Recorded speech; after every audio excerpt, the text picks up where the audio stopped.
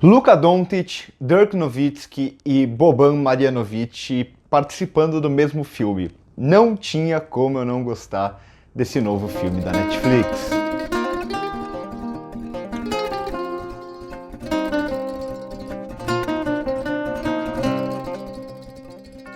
Pode ser que muita gente que acompanha o canal não saiba, porque eu não falo sobre isso aqui no canal, porque o canal é de cinema, mas eu comentei lá quando eu fiz vídeo sobre a série do Michael Jordan, The Last Dance, que eu sou muito fã de basquete, eu sou alucinado por basquete, por NBA, eu tenho até um podcast que tá meio parado com os amigos meus, que é de NFL e NBA, e esse filme, ele é um presente para quem é fã de NBA. Tem muita gente que fica caçando referências, por exemplo, nos filmes da Marvel. Eu parecia uma criança assistindo esse filme e vendo todos os jogadores que aparecem, todas as referências sutis que eles fazem à NBA e algumas piadinhas, todas elas muito boas. Só que, claro, um filme ele não pode funcionar apenas para quem é muito fã, é algo que eu sempre defendo. É legal por fã, mas ele tem que ser mais do que isso. E eu acho que aqui esse filme consegue. Então, Arremessando Alto, que é o título em português, que definitivamente eu não gosto, o título em inglês, Hustle, faz muito mais sentido com o filme, mas, enfim,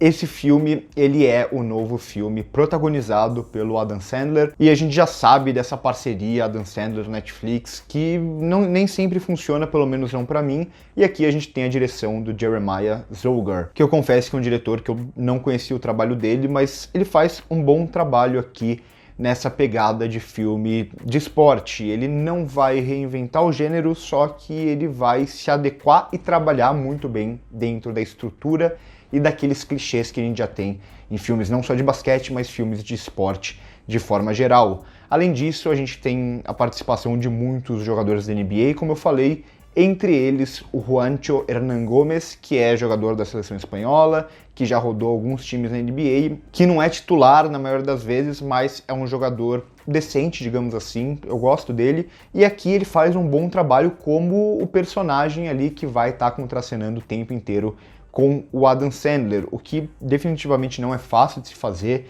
A gente já viu muitos jogadores quando são usados nesse tipo de posição dentro de um filme, né, com muito tempo de tela e tudo mais, como na maioria das vezes não funciona, mas aqui o Juancho eu praticamente esqueci durante todo o filme que ele era um jogador da NBA que eu conhecia e comprei ele totalmente como esse personagem. Comentem aqui embaixo se vocês concordam comigo, mas eu acho que ele faz um bom trabalho, nos convence daquele jovem tentando aparecer, o jovem desconhecido, algo que é muito comum nos filmes de esporte, né? Essa lógica do desconhecido ou do que ninguém espera e tem que lutar contra tudo e contra todos para chegar no sucesso. Aqui vai acontecer isso mais ou menos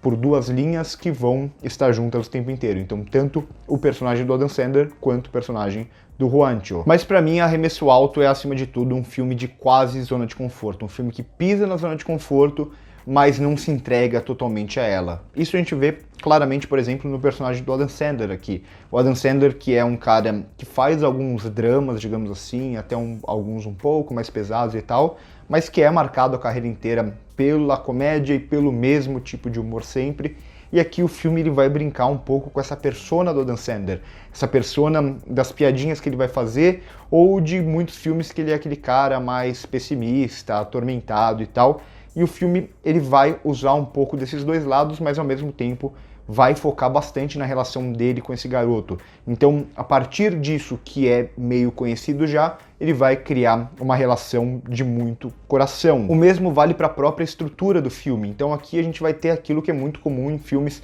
de esporte de forma geral. A gente vai ter várias daquelas montagens de treinamento que ficou mais popular ainda lá na década de 70 com rock, e desde então é muito repetida. A gente vai ter as clássicas frases de efeito, as clássicas frases motivacionais, os momentos de jogo, ou aquele momento em que tudo no jogo fica em câmera lenta e você vai focar mais em closes na cara dos personagens para ter algum tipo de reviravolta ou para a gente entender o que está acontecendo. Então ele vai seguir um pouco dessa estrutura de filme de esporte, mas ao mesmo tempo ele vai encontrar o seu diferencial, digamos assim, justamente ao inserir a gente dentro daquele mundo. Então esse filme ele se parece um pouco com aquele Draft Day, né, em certa medida, de você falar sobre o draft, falar sobre algo que é muito próprio dos esportes americanos acima de tudo, essa ideia dos jogadores jovens, principalmente da universidade ou de outros países, sendo escolhidos pelos times e tal, e eles tendo que se provar esse tipo de coisa. Mas aqui ele consegue fazer isso de uma forma, digamos, muito mais agradável. E prova que você não precisa apelar para uma super dramatização ou para reviravoltas muito grandes para ser cinematográfico, porque esse filme é muito mais cinematográfico do que aquele, se eu não me engano em português é A Grande Jogada, que em inglês é Draft Day. Aqui esse filme ele é muito mais cinematográfico, ele constrói uma relação dentro da lógica da NBA que é muito mais palpável do que aquele filme fazia com a NFL, por exemplo, e ao mesmo tempo, ao usar muitos jogadores de verdade de basquete, como o seu protagonista, o Juancho Hernangómez, ou com o próprio Anthony Edwards, que aqui vive uma espécie de rivalzinho dele e tal, o filme ele coloca a gente dentro desses jogos, ele consegue manter planos longos, ele consegue fazer a gente entender aquele jogo, a gente vibrar com aquele jogo, porque o que os filmes de esporte, principalmente esportes coletivos, pecam bastante é justamente em tentar explorar um lado mais dramático por não conseguir situar a gente na prática dentro daquele esporte. Então, quando você usa um ator que não joga basquete tão bem, você precisa mostrar ele arremessando, você precisa cortar e aí colocar um dublê, por exemplo, para arremessar e acertar aquele arremesso, ou cortar para a bola caindo devagarzinho no aro. Aqui não, aqui a gente tem muitos momentos em que a gente vê a jogada completa, por exemplo. A gente vê o jogador fazendo um step back, né, aquele passo para trás, arremessando a bola e acertando. Então o filme ele banca muito bem ter usado os jogadores não só para exibir esses jogadores, sim, ele faz bastante isso como referências, mas também usado esses jogadores para conseguir construir, eu não queria usar a palavra realista, mas conseguir construir momentos mais genuínos dentro dessas partidas, desses treinos de basquete. E o que é muito comum também, como eu disse, em filmes de esporte, é justamente esse lado mais motivacional, esse lado de quebrar barreiras, esse lado daquele que ninguém espera, o underdog conseguir surpreender todo mundo. E nesse sentido o filme ele faz um bom trabalho,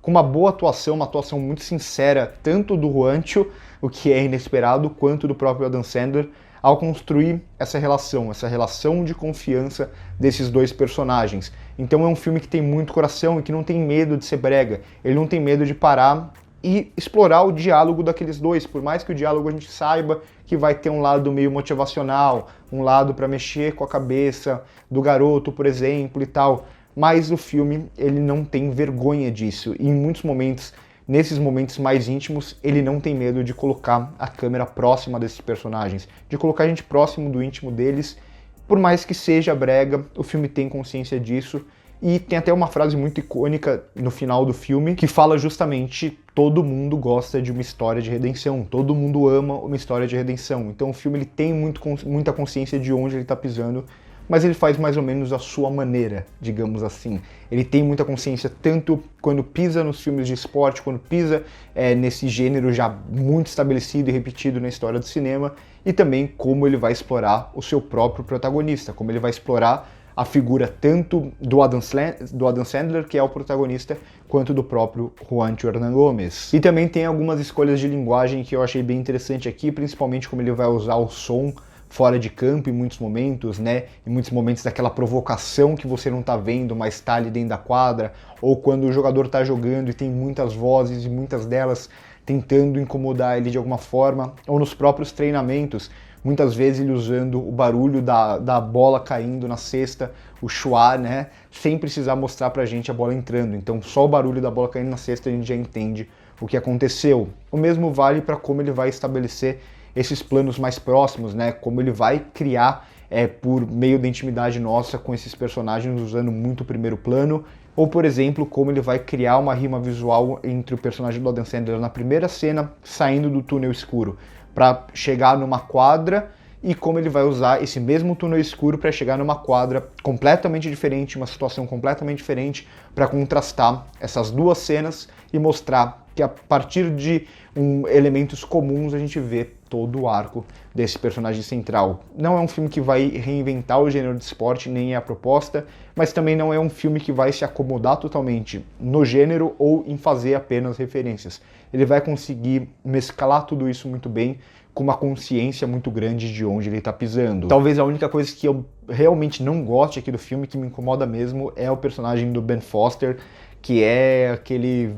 vilão poderoso, e mais do que o personagem em si, como o filme vai, por meio da montagem, apresentar esse personagem, né? Aqueles cortezinhos só pra mostrar ele torcendo contra o garoto, ou quando o garoto erra, ele comemorando. Aquela coisa bem de vilão, meio tosca, que por mais que eu falo que o filme se entrega à breguice, eu acho que aqui já é um over que não combina com o restante. Não combina até com os elementos mais dramáticos e em alguns momentos até mais realistas que o filme propõe. É o que mais me incomoda definitivamente e é um dos melhores filmes do Adam Sandler para Netflix aqui. Gostei bastante, fiquei muito feliz, como eu disse, sou fã demais da NBA. Claro que o lado de ter visto todos esses jogadores, muitos dos meus jogadores favoritos, incluindo os meus 3 jogadores favoritos, né? Luka Doncic, Dirk Nowitzki e Allen Iverson, não nessa ordem. Então, fico muito feliz com o que eu vi aqui, muito mais do que eu esperava, sinceramente. Eu acho que é um filme que vai funcionar tanto para quem ama NBA, para quem gosta muito de basquete, quanto para quem não conhece tanto assim, para quem não gosta tanto assim de NBA. Então, por hoje é isso. Curte o vídeo se gostou, se inscreve no canal se ainda não é inscrito, comenta aqui embaixo se vocês já viram, o que vocês acharam, o que vocês estão esperando. Por hoje é isso e corta.